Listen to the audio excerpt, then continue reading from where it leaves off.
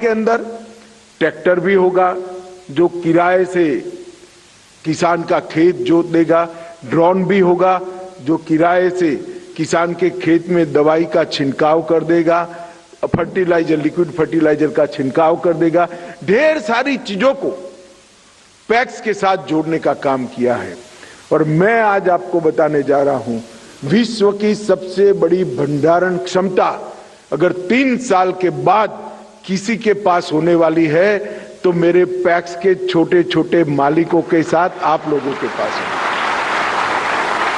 विश्व की सबसे बड़ी भंडारण क्षमता आप लोगों की होनी, बड़ी दूरदर्शिता के साथ मोदी जी ने ये फैसला लिया है और मुझे विश्वास है कि हम इसको सफल करेंगे।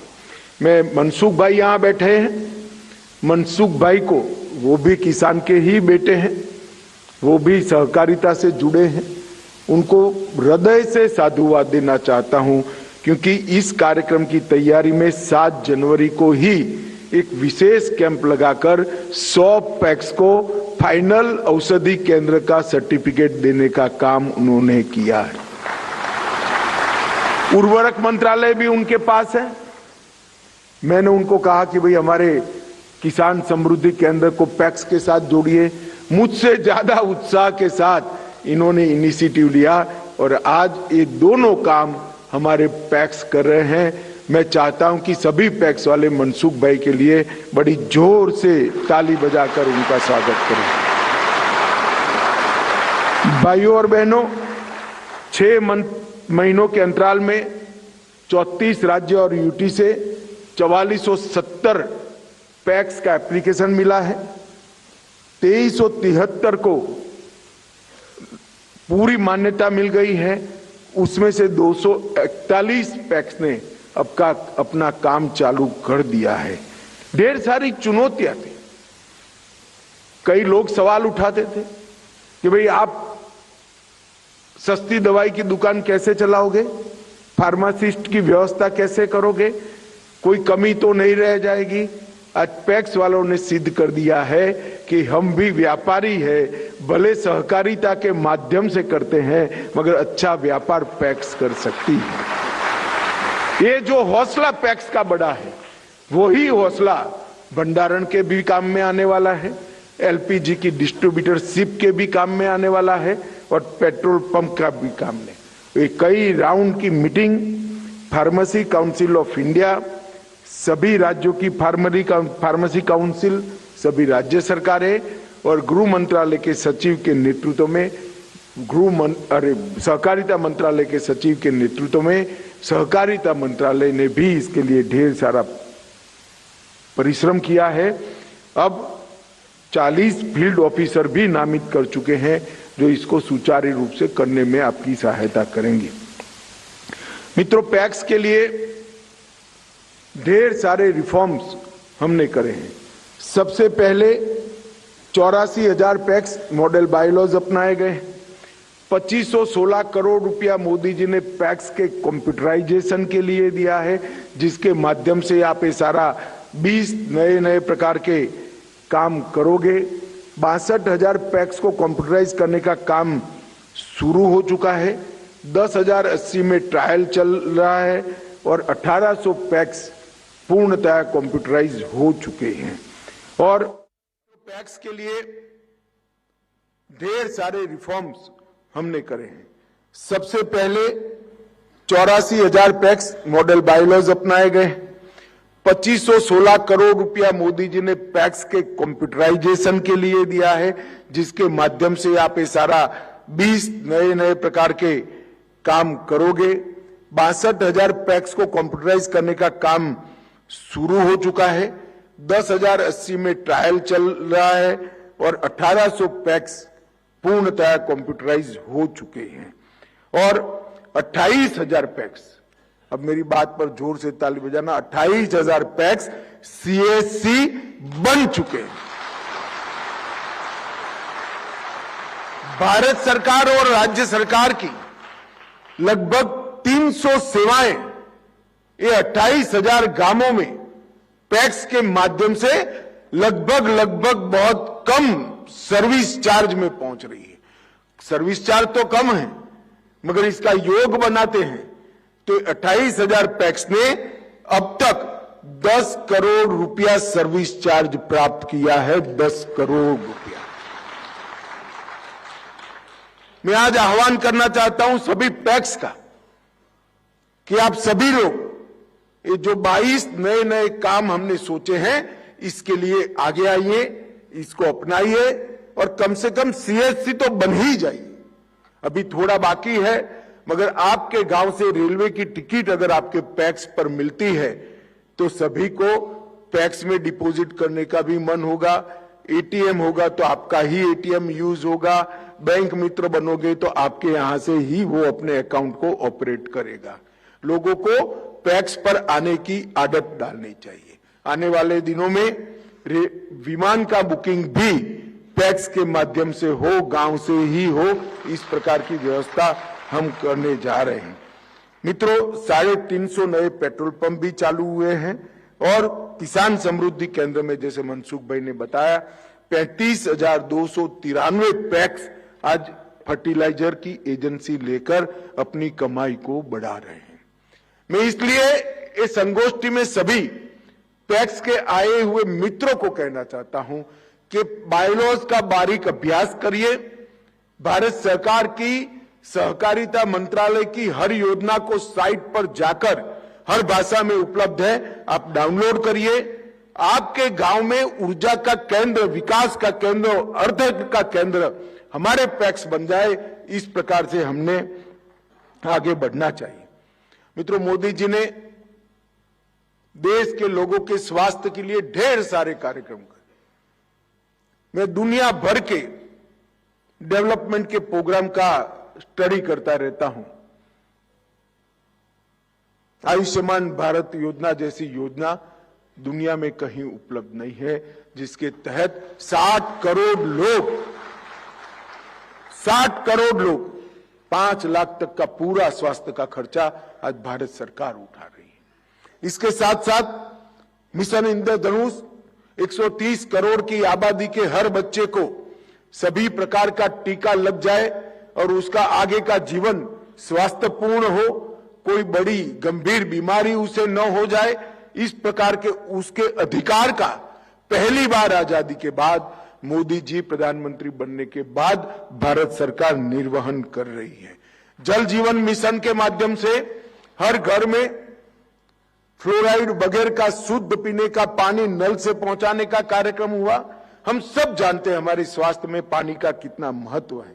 इसके साथ योगा, आयुष, फिट इंडिया, कई सारे प्रोग्राम के माध्यम से स्वच्छता का कार्यक्रम, हर घर में शौचालय पहुंचाए। ये सारी छोटी छोटी चीजें, चाहे पानी हो, चाहे स्वच्छता हो, चाहे फिट इंडिया की मूवमेंट हो, ये सारे कार्यक्रम एक प्रकार से स्वास्थ्य से जुड़े।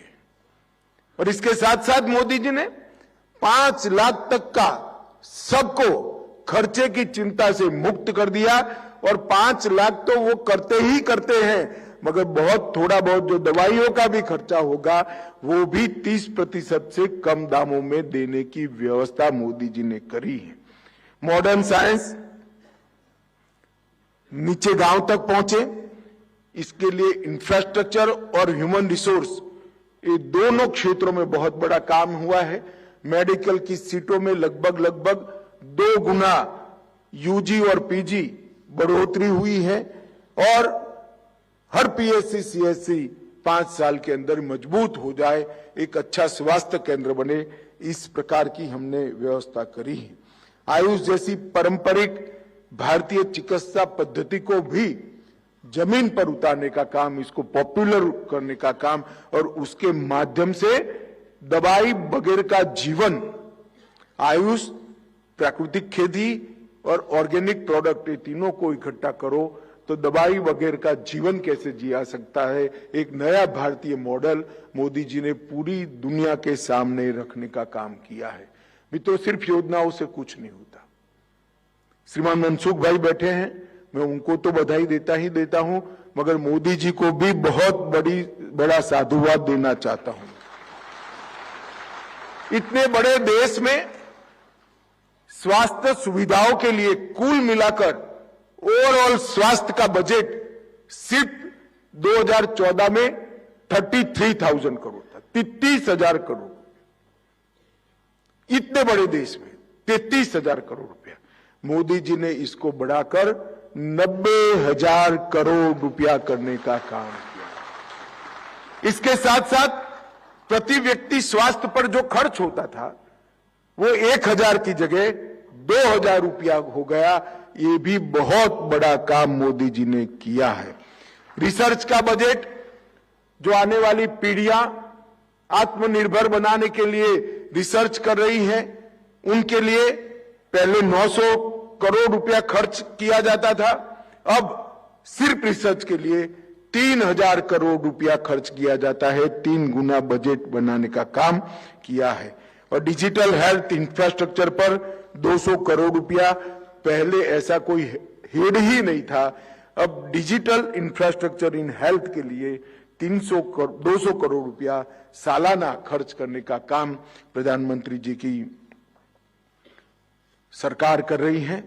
कई सारी योजनाएं, प्रधानमंत्री आरोग्य जन आरोग्य योजना, आयुष्मान योजना, प्रधानमंत्री हेल्थ इंफ्रास्ट्रक्चर योजना, प्रधानमंत्री स्वास्थ्य सुरक्षा योजना, नेशनल हेल्थ मिशन, मलेरिया मुक्त भारत, सार्वभौमिक टीकाकरण मिशन इंद्रधनुष, टीबी उन्मूलन कार्यक्रम, मातृवंदना योजना, जननी सुरक्षा योजना, लक्ष्य प्रोग्राम योजना, नेशनल मेंटल हेल्थ प्रोग्राम योजना, फिट इंडिया, खेलो इंडिया और डायलिसिस प्रोग्राम, ढेर सारी कार्यक्रमों का जाला बुनकर विशेषकर गरीब व्यक्ति का, बच्चे का और किशोर किशोरियों के स्वास्थ्य को आगे बढ़ाने का काम किया है। प्रधानमंत्री जन औषधि योजना के तहत ही आज लगभग जन औषधि केंद्र 10,000 से ज्यादा हो गए हैं। 2260 से ज्यादा दवाइयां और साधन मिलते हैं और टोटल सेल का टोटल लगाए 9 साल का तो 25,000 करोड़ रुपया से ज्यादा गरीब का बचाने का काम प्रधानमंत्री स्वास्थ्य जन औषधि परियोजना में हुआ है। मित्रों, इसके साथ साथ मैं कुछ उदाहरण इसलिए देना चाहता हूं कि आप आपके गांव में बता पाए। डायबिटीज की दवा बाजार का मूल्य जिसका 62 रुपया है, यहां जन औषधि केंद्र पर सिर्फ 5 रुपये में उपलब्ध होती है। हार्ट की दवाइयां जिनका बाजार का मूल्य 91 रुपया है, यहां 7 रुपये में उपलब्ध होती हैं। और कैंसर की दवाइयां जो 2250 रुपया जिसका मूल्य है, वो 225 रुपये में उपलब्ध होती है। मेरा यही कहना है और मैं खुद आज मनसुख भाई को बहुत साधुवाद देना चाहता हूं। विपक्ष वाले प्रचार करते थे, इंडी अलायंस वाले, कांग्रेस वालों को और कोई काम नहीं बचा है टीका करने के अलावे कि दुकानें तो खोल दी, दवाइयां नहीं होती है। मैंने औचक निरीक्षण मेरे क्षेत्र में 4 दुकानों का करा है। मेरे हाथ में प्रिस्क्रिप्शन भी था, मैं खुद जाकर चेक कर आया हूं। दवाइयां उपलब्ध भी है और अच्छी क्वालिटी की दवाइयां मिल रही। ये विश्वसनीयता जो बनी है, ये विश्वसनीयता गरीब के स्वास्थ्य की कुंजी है, चाबी है। और सबसे बड़ी बात, यही सेंटरों से सिर्फ 1 रुपये में बायोडिग्रेडेबल प्रोडक्ट मतलब पैड, सैनिटरी नैपकिन बच्चियों के लिए दिए जाते हैं। और अब तक 46 करोड़ नैपकिन सिर्फ 1 रुपये से बच्चियों को देने का काम ये जन औषधि कर रही है। इससे बड़ी कोई सेवा नहीं हो सकती। गरीब बच्ची के स्वास्थ्य की सुरक्षा के लिए सिर्फ 1 रुपये में नैपकिन देना और स्वास्थ्य पूरे परीक्षणों पर खरा उतरा हुआ नैपकिन देना, इससे बड़ी सेवा नहीं हो सकती। मित्रों, 46 करोड़ नैपकिनों का वितरण अब तक हो चुका है और ये मैं मानता हूं कि बहुत बड़ी उपलब्धि है। मित्रों, विश्व के फार्मा क्षेत्र में जेनेरिक दवाइयां, वैक्सीन, सस्ती HIV दवाओं में भारत का विश्व में सप्लाई करने में सबसे पहला स्थान आज हो चुका है। भारत नंबर 1। फार्मा और बायोटेक प्रोफेशनल खड़े करने में, पढ़ाई लिखाई की मैं बात कर रहा हूं, इसमें दुनिया में हम दूसरे नंबर पर हैं और दवा के ओवरऑल उत्पादन के अंदर दुनिया में तीसरे नंबर पर है। मुझे पूरा भरोसा है कि 2047 आते आते सभी क्षेत्रों में हम दुनिया में नंबर 1 बनेंगे और मोदी जी का आत्मनिर्भर भारत का स्वप्न सिद्ध होगा। दुनिया को दवाइयां पहुंचाने में पहले हम 90,145 करोड़ का एक्सपोर्ट करते थे, इसकी जगह अब डबल 1,83,000 करोड़ रुपए का एक्सपोर्ट आज भारत कर रहा है। और मैं आपको बताना चाहता हूं, आखिर पूरी दुनिया में कई सारे देश वैक्सीन नहीं बना पाए थे। मोदी जी के नेतृत्व में हमारे वैज्ञानिकों को वैक्सीन तो बनाया ही, मोदी जी ने गांव के गरीब से गरीब व्यक्ति तक 130 करोड़ लोगों को तक टेक्नोलॉजी के माध्यम से वैक्सीन और सर्टिफिकेट दोनों पहुंचाकर देश को कोरोना से बचाने का काम। क्षेत्र के अंदर ढेर सारे काम हुए हैं। मुझे विशेष आनंद है कि आज सहकारिता क्षेत्र भी मनसुख भाई के साथ कंधे से कंधा मिलाकर लोगों के स्वास्थ्य के लिए काम करने के लिए आगे बढ़े रहे हैं। मेरे सभी पैक्स के संचालक भाइयों बहनों को करबद्ध विनंती है, पैक्स को मजबूत करिए, सारे सुधारों को स्वीकारिए, आगे आइए, साथ वाले गांव के पैक्स को भी मॉडर्न करिए और सहकारिता की नींव मजबूत करिए। 2047 में हर गरीब को सहकारिता के माध्यम से समृद्ध बनाने का मोदी जी का स्वप्न हम सब साकार करें, यही आपसे अभ्यर्थना है। बहुत बहुत शुभकामनाएं और बधाई। धन्यवाद।